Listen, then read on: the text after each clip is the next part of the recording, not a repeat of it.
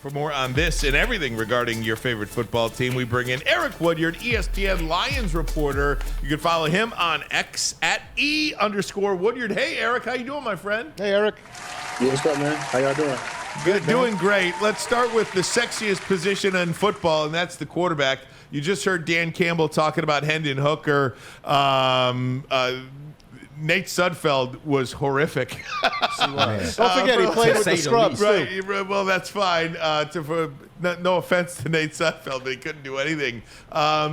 What will this team do at quarterback? Will they bring somebody in? And what do you think the status of Hendon Hooker is, Eric? Yeah, so I was the one that asked him that question yesterday, actually, about Hendon.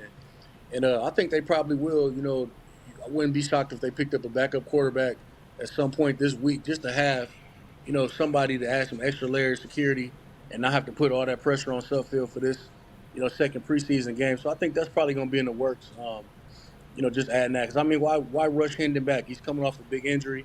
That was his first taste of action since he had been in college and over, you know, a full year, a couple years actually being on the field. So, you know, definitely no reason to rush him back. Concussions, you never know how that's going to go. So I think they're going to be smart and just add another layer of security by bringing in another guy in. And Eric, before the second preseason game. No doubt. And, you know, when you look at Hendon Hooker and the way he played, I mean, he was playing like it was the Super Bowl. I mean, it was he was out there. He wasn't messing around. He was delivering a blow, which is great. But as Dan Campbell said after the game, I don't know if it was after the game or the next day or whenever he said it, he was like, this is great, but you got to learn how to slide a little bit. You got to learn how to preserve your body a little bit. You can't do that in the NFL a lot, for lack of a better way to say it. What did you make of Hendon Hooker's debut? Because, look, a lot of people around here believe he's the quarterback of the future, and if he's not, he's going to get a high-round draft pick somewhere from some team out there. What do you make of his debut and what he will learn from that? I mean, it was a small sample size. We only saw it for that little quarter, that third quarter, but I thought it was very impressive. And all my life watching the Lions, I haven't seen a quarterback bring that type of dimension or skill set either, that ability to run, that size. So, yeah, I mean, he gives people a lot of reason to be excited. But, I mean, he does have to learn. I mean, you can't go around and play that style, you know, as you did in college and the pros. But, I mean, you would rather, you know, him learn that than, I mean, some of the natural raw ability that he had. You can't help but get excited and to see that they can develop this guy into being a quarterback for the future. So it was pretty impressive in the small sample size that we did get him. And I know how hard he's worked. You know, I talked to him during camp, and everybody was just telling him, slow down, slow down. He was like a sponge out there, really just eager to play and eager to learn. So I think this guy's going to be somebody to watch in the future, and it's fun that he can just sit back and just learn. And, you know, definitely got one of those things to learn and slide, for sure. Eric, this is Anson here. We heard a couple things during OTAs where he had struggled, but we find out later on that he had a fractured finger. And by all accounts, this guy, like you just mentioned, he's soaking everything up. He's fully in, and we've seen a lot of growth here over the last month just from reports and then seeing him actually hit the field. How much did that fractured finger set him back? I'm not sure. He hasn't talked a lot about it, so I don't think he wanted to make that excuse or not. And it's really difficult to say how much he could if he's not speaking on it. And, I mean, part of it was just probably him not playing as well either. So I think the fractured finger, yeah, but I think a lot of that was just rust, honestly, more than anything, from sitting there and watching him. Because sometimes he would have those dynamic plays, and then sometimes he would just look like completely off at times. So I think it was a little bit of both. No making excuses for the injury at all, but if a guy didn't mention it to it or say nothing to us about it, it's tough to really put that on an injury that we don't, you know the magnitude of him or Dan or anybody else pretty soon. Eric, it's Maz. Thanks again for joining us. We appreciate your work, man. You lose a lot. We use you all the time. We talk about all the stuff that you write about. What was your week like in Jersey? What was that whole Giants-Lions vibe that was going on? They had $200,000 fines. I mean, they were getting at each other. What did you take out of that whole week? I didn't go to Jersey down there. I mean, we don't usually go to the preseason games, but I was talking to my coworkers and talking to a lot of people, and everybody who I spoke to, they said that the atmosphere and the intensity was absolutely crazy.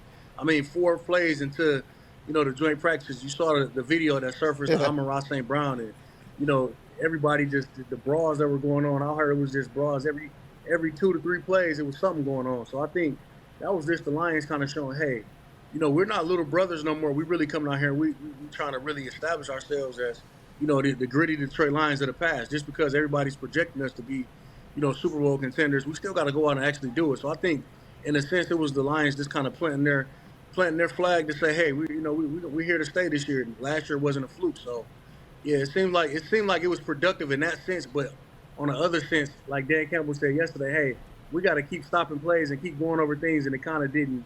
The on field, actually what they were there for to actually get better. In some ways, they weren't able to do everything they wanted to do because there was so much grittiness and so much chippy stuff going on. Hey, they got the Chiefs coming up next. They play at Kansas City on Saturday. What have you seen so far in camp? Any players stick out to you that you think that we should be looking forward to looking at? Obviously, the starters, we know Amon-Ra St. Brown, the guy's, looking like a seasoned vet at this point. But some of the people to look out for, Levi, you should keep your eye on him, the rookies, Rakestraw, looking at Terrion Arnold. Those are the guys I'm really looking at, especially in that secondary if this team want to take it to the next level. So, everybody else, we know what the St. Browns, we know what the Panay Sewells, we know what those guys are going to do. But I think it's some of those guys I just listed before who's really been having some impact in training camp. Hey, Eric, this is KG in the sound booth. Much respect for the work that you do, man. But I wanted to ask you if the Lions have a offensive line depth problem. Of course, you had injuries to Connor Galvin and Christian Mahogany. Also, they went out and signed Jamarco Jones over the weekend. Do you think there's a problem with the offensive line depth, or is it a nothing burger? Everybody we was just laughing about that. Like, if that's what we're going to really sit here and talk about the offensive line depth, then, that's not a horrible problem to have. But, No. I don't think it's the main guys can stay healthy. Yeah, that sounds good on paper, having depth at every position and spot. But I think, that front five is so strong, man. I think I don't really think it's nothing to worry about. You're going to have injuries. You're going to have it happen. But I think you just adapt. And, you trust in the system. You trust in the coaching. And I don't think that's really nothing to worry about. I want to stick with the offensive side of the ball, Eric, and I want to ask you about Donovan Peoples-Jones. Interesting player, signed a one-year deal in the offseason. Many people, including myself, thought he'd be, quote-unquote, the third receiver or somewhere up there. He's playing deep into the third quarter, one catch in the preseason game. What has his camp been like? And is he a guy that is a surefire bet to make this team? I don't think he's a surefire to make it, man. I think he has a good, he's coming with a good attitude. He understands the position he's in.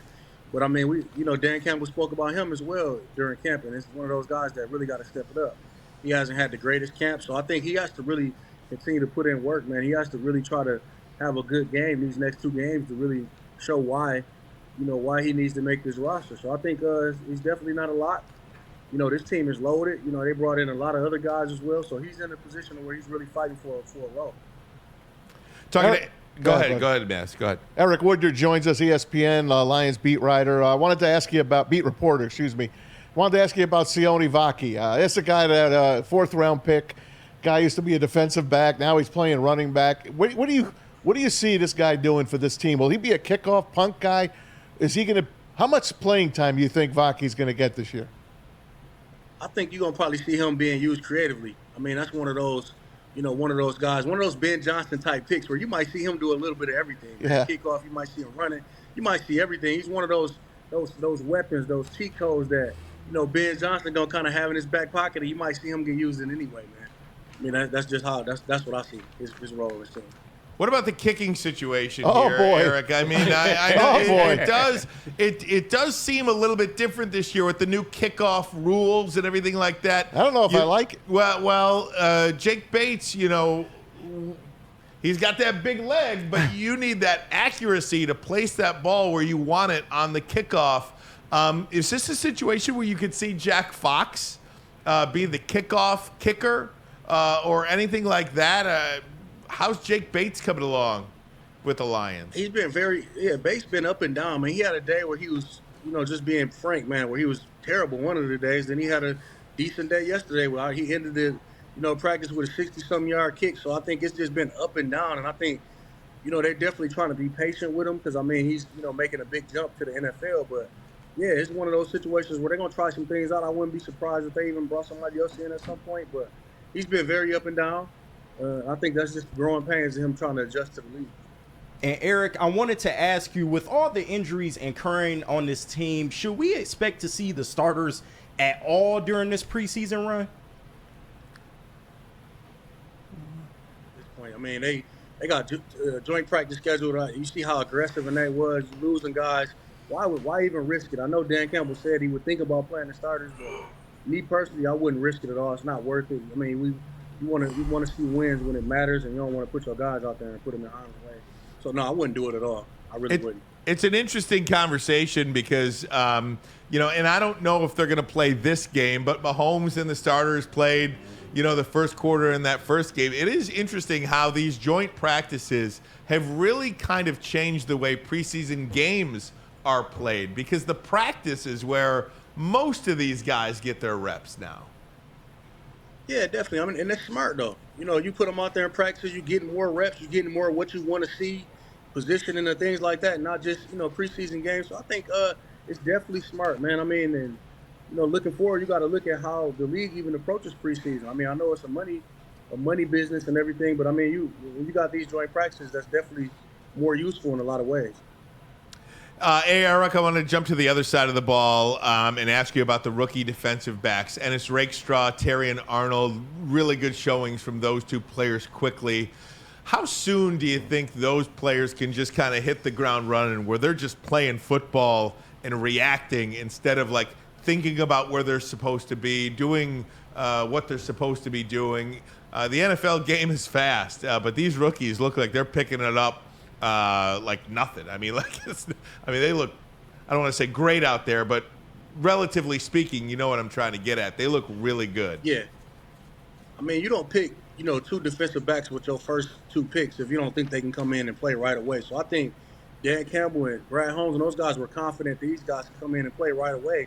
So I think that's the expectation. If they get out on the field, I think the expectation of them for those guys is to contribute right away. And they've shown, through training camp, through the little limited action of preseason that we saw, that they're capable of doing that. So I don't think it'll take long. I mean, we saw last year with Laporta and what Gibbs and those guys were able to do. I don't really see – I'm not saying they're Pro Bowl guys right away, but, I mean, who knows? I mean, I think the expectation is for those guys to come in and pick it up and play, right away, because that was one of the biggest holes of this team was the secondary. So that's why you get those guys. And, it's not like they're coming in and just, hey, take it. No, we need y'all right now. We're trying to win a Super Bowl. And if you guys get on the field, I mean, you need to come in and learn how to play and learn to play on this level. And I think so far both guys have showed that confidence, that swagger, that they're ready to go.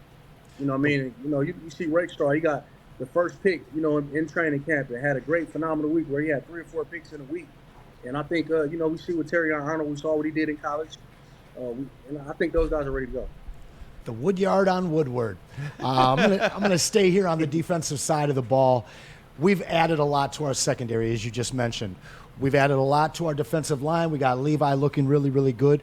One position or a team that we did not pay a lot of attention to was the linebacking core. Myself, I think that Jack Campbell is a huge, huge part of what could be a top 10 defense if these, obviously, all these other guys we just mentioned are hitting and playing pretty well. What have you seen out of Jack this summer? I haven't read a lot on him. Is he the guy in the middle? Is he the Mike? Is he calling the plays? Have you seen the growth out of him that we kind of saw in the last month of the season last year? I think he's been a lot more vocal, and it seems like he's much more comfortable. I mean, like I said, I still want to see more, but just from how I'm looking at him and seeing him, he's looking a lot more comfortable in that position. But I mean, again, man, I want to see some real football, see some real action, but I think he's poised enough to take that jump of what they need. And I think that's why they picked him so high last year. I mean, he didn't have a terrible season, but he just didn't have a game-changing season. So I think he's more than capable of it, but I'm with you. I haven't saw as much that I want to see to really know will he take that leap or take that jump. But yeah, I think he's more confident. He seems like he's ready to take on that role. And the coaching staff is, I'll tell you this, they're extremely confident that he can, take over that slot and really, really emerge as the guy they want him to be. Follow him on X. Follow him on social media at @E_Woodyard. ESPN Lions beat reporter, the great Eric Woodyard. Thanks so much, my friend. Thanks, We're Eric. big fans of your work. You do great stuff there. We appreciate your time here at Woodward Sports. Appreciate y'all, man. Thank you.